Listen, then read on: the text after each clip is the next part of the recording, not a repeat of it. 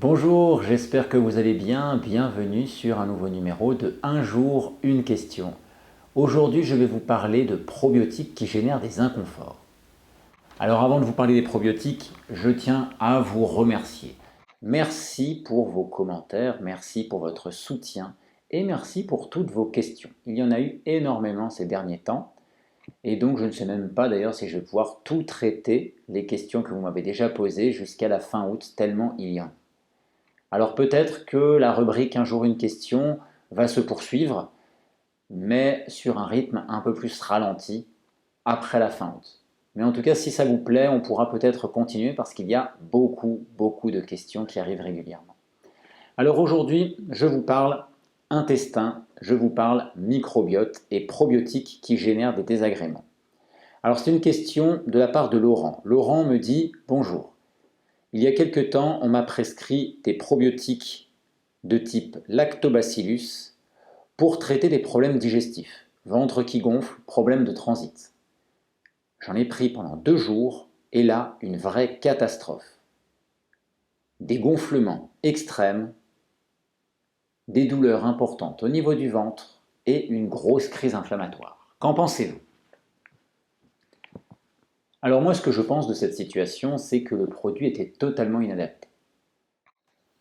Je reparlerai dans une autre vidéo plus complète, plus précise, de ce qui se joue au niveau de notre ventre, de notre microbiote, et de la manière dont on va pouvoir essayer de choisir un petit peu mieux les probiotiques. Mais ce qu'il faut savoir, pour répondre plus précisément à cette question, c'est que le microbiote bouge en permanence.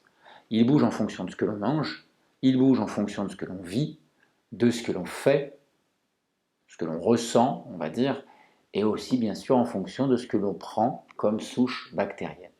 Donc, toutes ces choses-là vont faire que notre microbiote s'adapte à son environnement. Et ça, c'est tout à fait normal. Le problème, c'est que si votre mode de vie, votre mode alimentaire, favorisait déjà une prolifération des souches de lactobacillus, et que cette prolifération était déjà suffisamment importante pour générer des inconforts, prendre en plus des probiotiques lactobacillus va amplifier cet inconfort. Ça va être un levier plus grand générateur d'inconfort, si vous préférez. Donc c'est tout à fait normal. Ça ne veut pas dire que les probiotiques sont mauvais, ça veut simplement dire que le choix n'était pas pertinent. Et je vois régulièrement des personnes qui sont avec des flores de fermentation excessives, qui ont beaucoup d'inconfort, qui testent des probiotiques et qui souvent sont dans le rouge, parce que ça va générer une vraie tempête dans leur ventre, une vraie crise inflammatoire parfois. Donc en effet, il est important de faire des choix qui sont adaptés. Et ce n'est pas toujours évident parce que les probiotiques, il y en a beaucoup sur le marché. On va retrouver des fois les souches qui sont communes à certains et pas à d'autres. Et ce n'est pas toujours évident de savoir si le probiotique en question va fonctionner ou pas.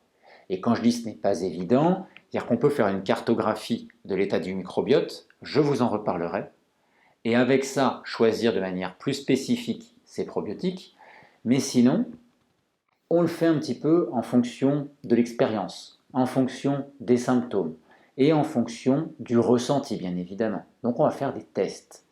Si vous avez déjà testé des probiotiques qui vous réussissent bien, continuez avec cela. S'ils vous apportent vraiment un bénéfice significatif, ça vaut le coup. Si par contre vous prenez un probiotique et que ça ne vous réussit pas du tout, il est urgent de l'arrêter rapidement. On ne va pas forcer les choses pendant 1 mois ou 2 alors que ça vous met en zone rouge tout de suite.